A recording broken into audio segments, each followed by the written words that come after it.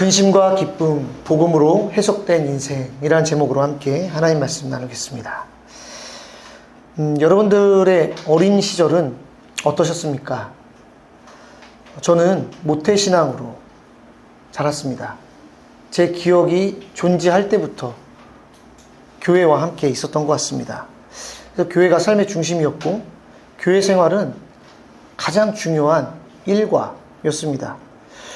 주일에 교회를 빠진다는 걸 상상할 수도 없었고요. 그 당시는 주일 학교도 오전 예배, 오후 예배가 따로 있었던 것 같아요. 근데 그 오전 예배, 오후 예배에 다 참석했던 것 같습니다. 고3이 되어서도 교회 모든 모임, 수련회 다 빠짐없이 참석을 했습니다. 지금 제가 생각해도 참 교회 생활 착실히 했다, 성실하게 했다라는 생각이 듭니다.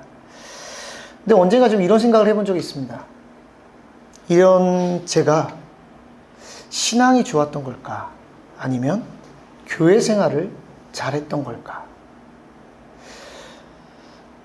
이 질문이 오늘 우리에게도 좀 유용한 것 같습니다. 우리는 신앙생활을 잘하고 있습니까? 아니면 교회 생활을 잘하고 있습니까? 물론 이렇게 단순화해서 이분법적으로 질문할 수 없다는 것 알고 있습니다.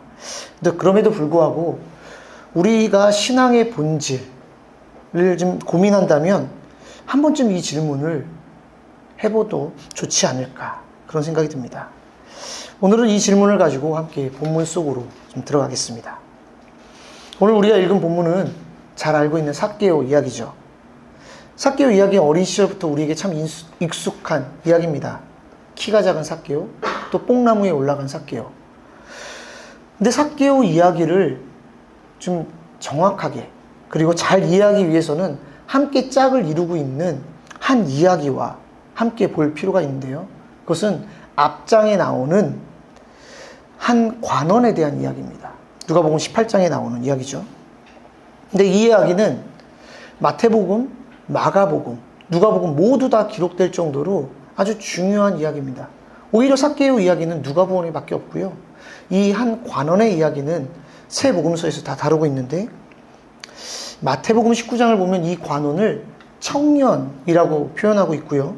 세 복음서 공통적으로 말하는 것은 이 사람이 부자였다라고 말을 합니다. 정리하자면 아주 젊은 나이에 관직에 올랐고 또 부자인 한 청년이 영생에 대한 관심을 가지고 예수님 앞에 나갑니다. 놀랍지 않습니까? 어떤 병고침이나 자신의 문제를 가지고 나간 게 아니라 영생이라는 아주 진지한 질문을 하기 위해 예수님 앞에 나왔습니다. 선한 선생님, 내가 무엇을 해야 영생을 얻을 수 있겠습니까? 그래서 예수님은 너가 계명에 대해서 잘 알고 있지 않니? 그 계명을 잘 지켜라 라고 말씀을 주십니다. 그래서 이 청년의 대답이 아주 대단합니다. 이것은 제가 어려서부터 다 지켜왔습니다. 이 대답에서 이 청년이 어떤 인생을 살아왔는지 우리는 엿볼 수 있는 것 같습니다. 아마 어려서부터 신앙교육을 잘 받았을 것이고 또 말씀을 지키기 위해 정말 성실히 살아왔을 것입니다. 착하게 살아왔고 자신이 할 수 있는 한 정말 최선을 다해 살아온 인생이었을 것입니다. 누가 봐도 인정할 만한 삶이고 그래서 어쩌면 자기 스스로도 자신의 인생에 당당했을 것 같습니다. 그러니까 예수님 앞에 주님, 제가 어려서부터 그 계명들 다 지키고 살았습니다. 이런 대답을 할 수 있겠죠. 이런 대답이 어떻게 쉽게 나오겠습니까? 거기에 이 친구는 영적인 삶, 영생에 대한 고민과 질문을 하는 청년입니다. 혹시 주변에 이런 청년이 있습니까? 솔직히 말하면 지금 예수님 따라다니는 제자들보다 여러모로 훨씬 더 괜찮은 청년입니다. 근데 예수님은 이렇게 완벽한 청년에게 한 가지 부족한 것이 있다라고 말씀하시죠. 누가복음 18장 22절 말씀은 이렇게 말합니다. 예수께서 이 말씀을 들으시고 이르시되 내게 아직도 한 가지 부족한 것이 있으니 내게 있는 것을 다 팔아 가난한 자들에게 나누어 주라. 그리하면 하늘에서 내게 보화가 있으리라. 그리고 와서 나를 따르라 하시니. 자, 예수님은 지금 이 청년을 제자로 부르고 계십니다. 사복음서를 가만 들여다보면 예수님께서 나를 따르라 라고 하신 말씀이 별로 나오지도 않고요. 아무에게나 하는 말씀이 아닙니다. 모든 사람에게 주신 말씀은 아닙니다. 정말 특별히 제자로 삼고자 하는 그들에게 너는 나를 따르라 말씀하셨죠. 마가복음을 보면 이 이야기에 아주 독특한 표현이 하나 더해집니다. 예수께서 그를 보시고 사랑하여 이르시되. 주님이 진심으로 이 친구를 사랑했기 때문에 말씀하신 거죠. 그가 예수님을 따르기를, 정말 예수님의 제자가 되기를 원하셨습니다. 그 사랑하는 말씀에 이 말씀을 주셨죠. 그런데 이 말씀을 들은 청년은 슬픈 기색을 띠고 근심하며 갔다라고 성경은 말합니다. 그리고 그 이유에 대해 그가 재물이 많은 큰 부자였기 때문이라고 말하죠. 자, 이 말씀을 듣고 우리가 잘못 해석하면, 야, 예수님 따르려면 내게 있는 모든 재산 다 팔고 나는 무소유로 살아야 되나? 그게 정말 진정 제자의 삶인가?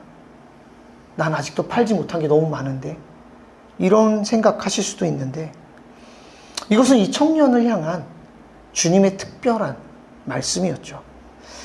예수님이 이 말씀을 통해 이 청년이 자신의 인생을 다시금 해석하기를 원하셨습니다. 모든 사람들이 보기에 괜찮은 인생, 스스로가 생각해도 정말 잘 해왔다라고 생각하는 인생이 예수님 앞에서 다시 해석되고 있는 것입니다. 어려서부터 율법을 잘 지키며 살아왔다라고 자부하는 이 청년이 예수님의 말씀 앞에서 자신이 누구인지, 내가 무엇을 추구하며 살아왔는지 비로소 보기 시작합니다. 말씀을 지키며 영생을 추구하는 줄 알았던 자신의 삶이 사실은 돈에 매여 있는 삶이라는 것을 보게 되죠. 영원한 생명, 신앙의 본질을 추구하며 사는 줄 알았는데 실상은 이 땅에서 부귀영화 누리면서 영생은 마치 덤으로 받고 싶어하는 그의 인간적인 욕심이 드러났습니다. 영생과 구원, 그럴듯하게 말하지만 하나님이 내 삶의 주인 되기는 거부하며 여전히 내가 내 삶의 주인 되고자 하는 그 뿌리 깊은 죄성이 드러났습니다. 그래서 그는 이 말씀으로 인해 슬픈 기색을 띠고 근심하며 가게 됩니다. 자, 여기서 근심하다라는 것은 그저 고민되었다라는 정도가 아닙니다. 이 근심하다로 번역된 헬라어 단어가 쓰인 곳이 어디냐면 예수님께서 십자가의 고난을 앞두고 겟세마네 동산에서 기도하실 때의 그 감정, 고민하고 근심하며 아파하셨던 그 감정을 표현할 때 쓰인 단어입니다. 말 그대로 예수님의 말씀이 비수처럼 꽂혀서 그의 마음이 너무나도 괴로웠던 것이죠. 이 청년과의 만남 이후 예수님은 제자들에게 이런 말씀하십니다.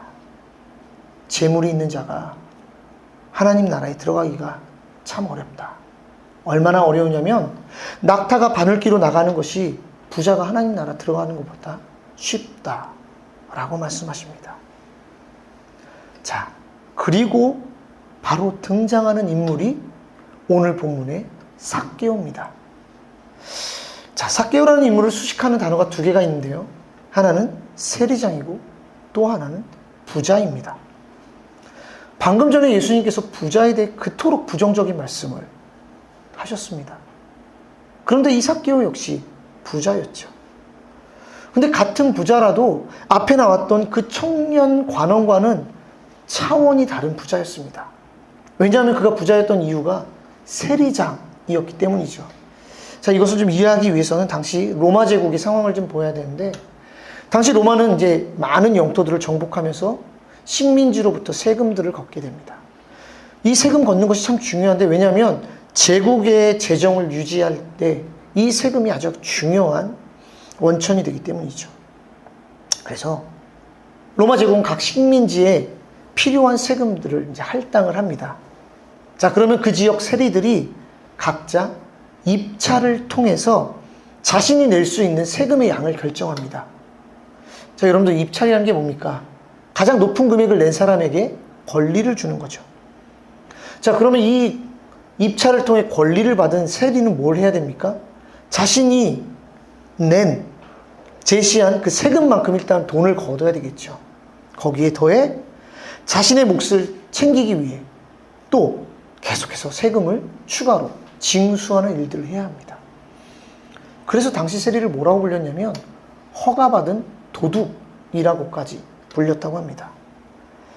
로마의 앞잡이가 되어서 또 세금을 징수하는 이 세리의 모습, 자신의 이익을 위해 서민들의 고열을 빨아먹는 이 세리를 누가 좋은 시선으로 보겠습니까?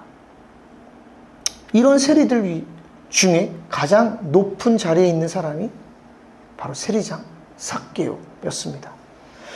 자, 그렇다면 삭개오는 결코 착하거나 괜찮은 사람이 아니었습니다. 그의 인생을 보면 악랄한 사람이었겠죠. 사람들로부터 얼마나 많은 돈들을 착취하고 그것을 바탕으로 그가 부자가 되었겠죠. 앞에 나온 청년 관원과는 차원이 다른 모든 사람들로부터 경멸과 멸시를 받던 사람입니다. 자, 이런 삭개오가 예수님에 대한 소문을 듣고 예수님을 만나고 싶어 합니다. 근데 자기가 속으로 알고 있었습니다.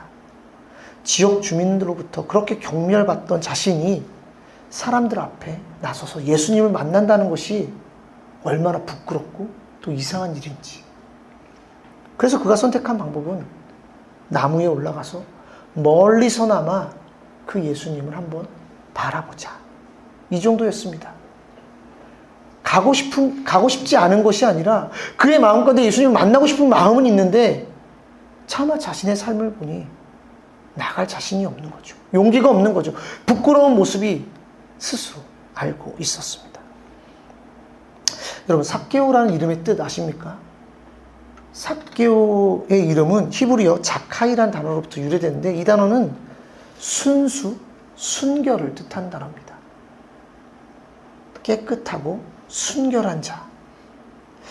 그의 부모님은 삭개오가 그런 인생을 살기를 바라면서 그런 아름다운 이름을 지어 주었을 것입니다. 근데 그 이름과는 전혀 반대로 살아왔던 깨끗하지 않은 인생, 말 그대로 부정한 인생이었던 삭개오가 어떻게 감히 예수님 앞에 나가겠습니까? 당당히 주님 앞에 서기가 힘들죠. 그래서 그가 할 수 있는 최선의 선택은 나무 위에 올라가서 예수님을 멀리서나마 한번 보자였습니다. 근데 여기서 반전이 일어나죠. 삭개오는 자신이 예수님을 찾고 바라본다라고 생각했는데 사실은 예수님이 삭개오를 찾고 계셨습니다. 그 멀리 있던 삭개오를 바라보고 삭개오야, 삭개오야 이름을 부르십니다.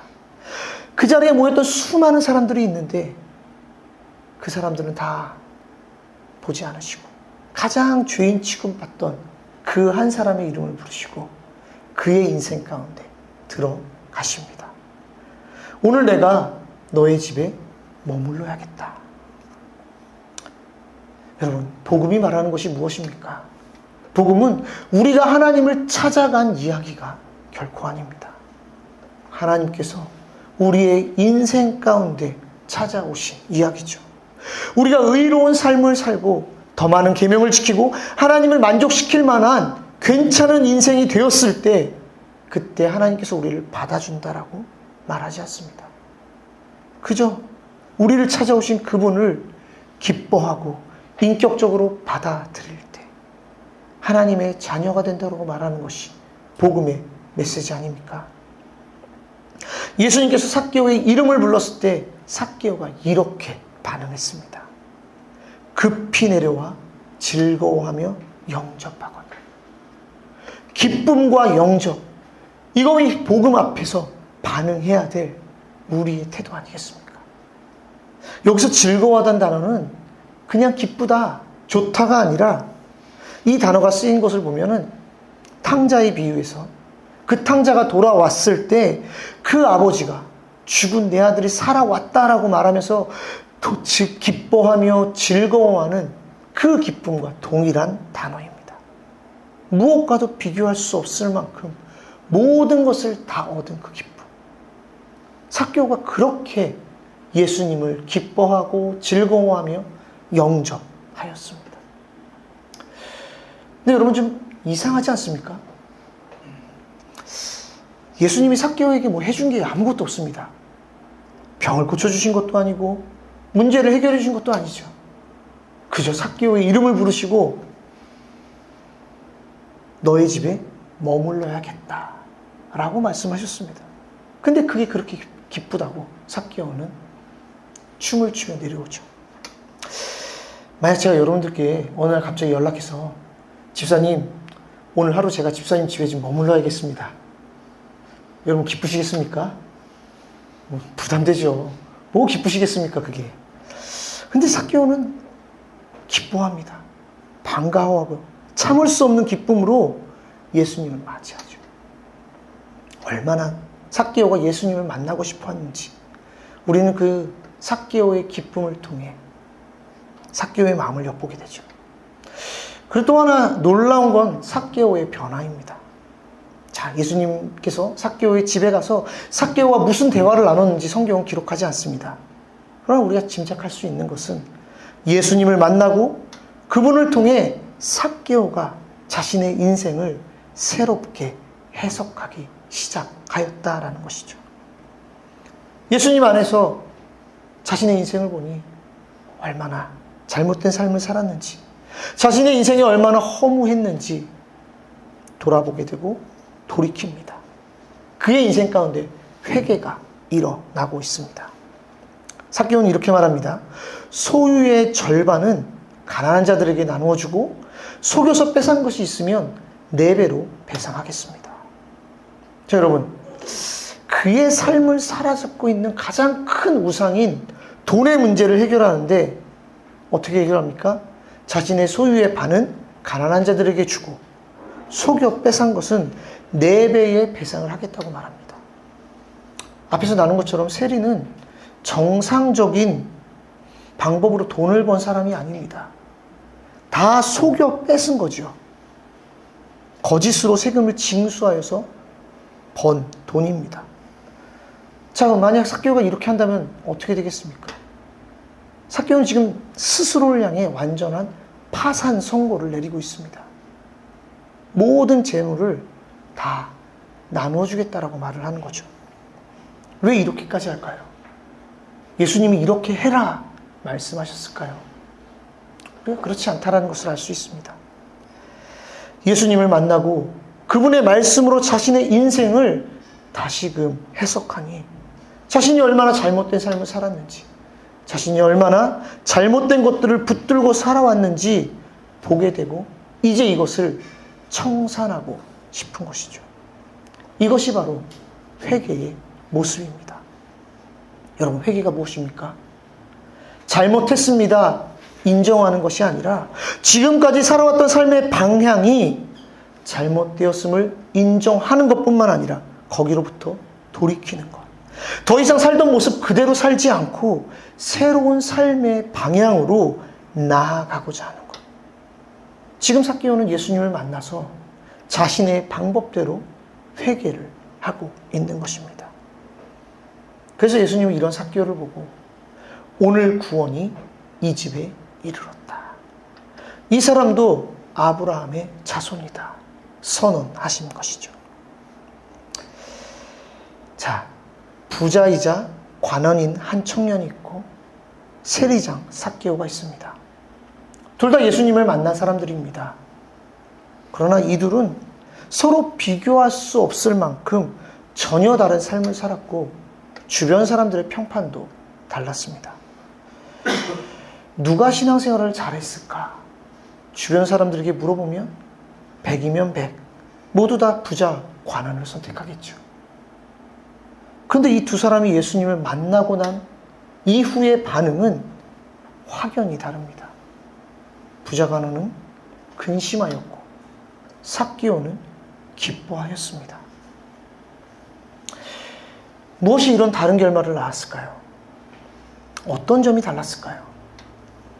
가만 생각해 보면 삭개오는 예수님 그분을 만나고 함께하는 그 자체로 기뻐하고 즐거워했습니다.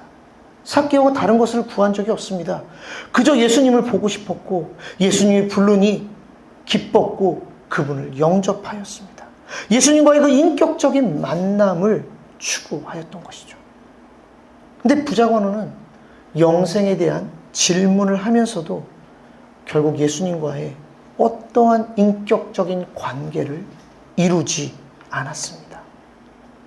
나를 따르라는 그 예수님의 말씀 앞에, 너는 내 제자가 되라라고 하는 그 초청 앞에 재물 때문에 예수님을 선택하지 못하고 근심하며 돌아서는 안타까운 모습을 보이게 되죠.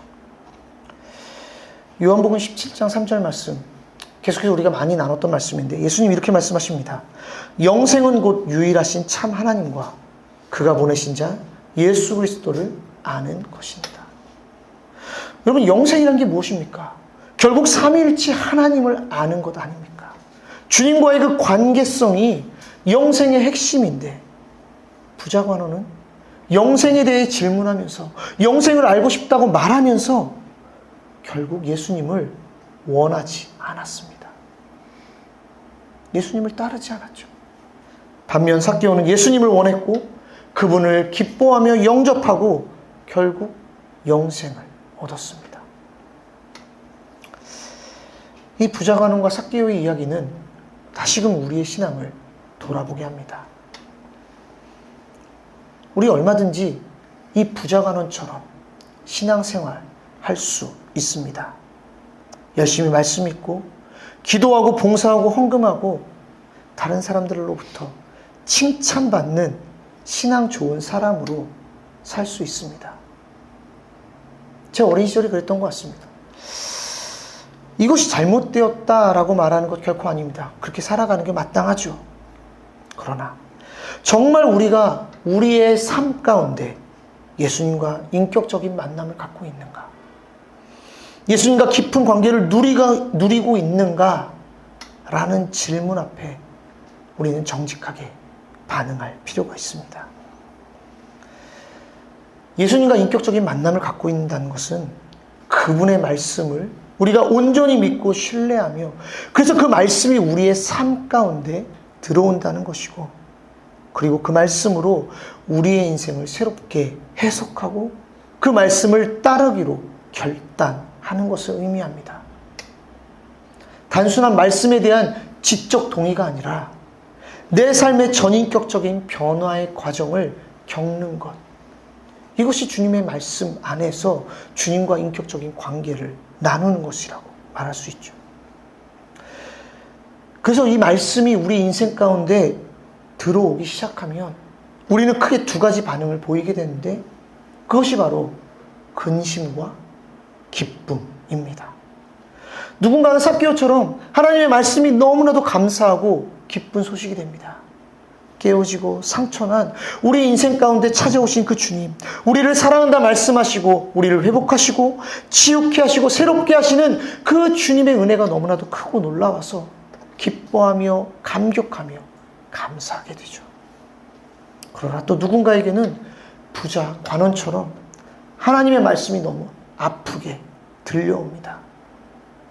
괜찮은 줄 알았던 나의 인생이 다른 사람부터 칭찬받고 또 인정받던 나의 삶이 성공한 줄만 알았던 그 인생이 하나님의 말씀으로 다시 해석해보니 공허하고 왜곡되어 있다는 것을 발견하게 되면 참 많이 아프고 근심하게 됩니다.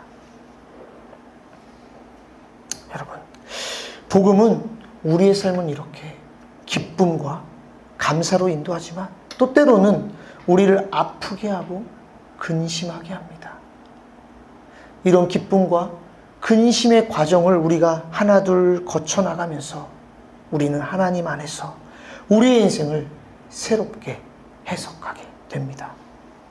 세상의 기준에 맞춰 살던 우리의 인생이 하나님의 말씀으로 인해 새롭게 해석되고 비로소 진정한 나를 또 진정한 행복을 찾아가는 여정을 시작할 수 있는 거죠. 여러분, 그 말씀 앞에 우리의 삶을 찬찬히 비춰 보시기를 바랍니다.